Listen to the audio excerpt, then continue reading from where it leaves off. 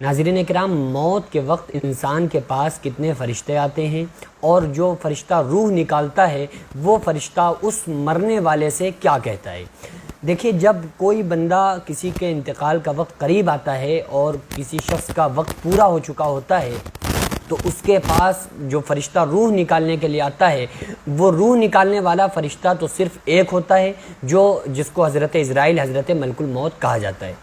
لیکن اس فرشتے کے ساتھ کچھ فرشتے اور ہوتے ہیں جو ملک الموت ہوتے ہیں، یہ اپنے ساتھ کچھ اور فرشتوں کو ساتھ میں لے کر کے آتے ہیں۔ جب وہ بندہ اگر نیک ہوتا ہے تو اس کے پاس جو آتے ہیں ملک الموت کے ساتھ کچھ فرشتے ہوتے ہیں جو بہت خوبصورت ہوتے ہیں، بہت اچھی شکل و صورت کے ساتھ آتے ہیں اور اس مرنے والے کو مبارکباد پیش کرتے ہیں، اس سے کہتے ہیں کہ تمہارا اس دنیا سے جانا تم کو مبارک ہو،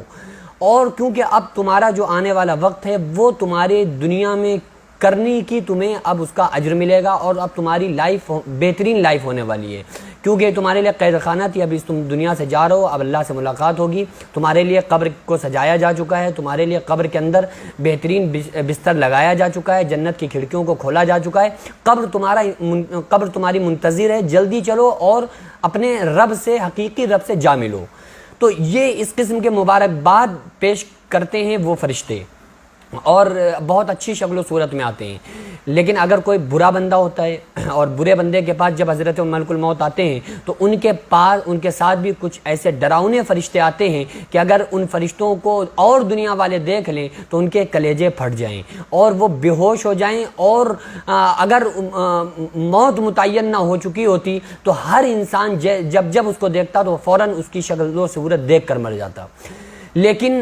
وہ جب فرشتے آتے ہیں تو وہ کسی اور کو نہیں دکھتے ہیں، صرف اس شخص کو دکھیں گے جو مرنے والا ہوتا ہے، جو ملک الموت جس کی روح نکالنے والے ہوتے ہیں۔ تو وہ جیسے ہی اس کو آنکھیں پھاڑ پھاڑ کے دیکھنا شروع کرتا ہے نا، تو اس کے گھر والے اس کے ہاتھ رگڑ رہے ہوتے ہیں، پیر مل رہے ہوتے ہیں، سورہ یاسین کو پڑھا جا رہا ہوتا ہے، لیکن وہ مردہ ان کو دیکھ کر بے حال ہو جاتا ہے اور وہ پسینے چھوڑ جاتا ہے، فوراً اس کے پسینے نکلنا شروع ہوتے ہیں، اور جیسے ہی وہ ملک الموت کی شکل کو دیکھتا ہے تو وہ بہت زیادہ پریشان ہو جاتا ہے۔ وہ ملک الموت اور ان کے ساتھ آئے ہوئے فرشتے اس کو کہتے ہیں کہ تم کو اللہ نے ایک زندگی دی تھی کہ زندگی میں اللہ اور اس کے رسول کو راضی کرو، لیکن تم نے ایسا نہیں کیا، لہٰذا اب تمہارے ساتھ بڑی سخت کارروائی ہونے والی ہے۔ جو فرشتے ملک الموت کے ساتھ آتے ہیں نا، جو ملک الموت تو روح نکالتے ہیں، لیکن اگر اچھے بندے کے پاس جب اچھے بندے کی روح کو نکالتے ہیں تو اس کی روح نکال کر جو اور ساتھ میں فرشتے ہوا کرتے ہیں وہ ملک الموت اس روح کو ان کے حوالے کر دیتے ہیں، تو وہ فرشتے لے کر آسمانی دنیا کی طرف چلے جاتے ہیں، آسمان پر اس کی روح کو لے جاتے ہیں۔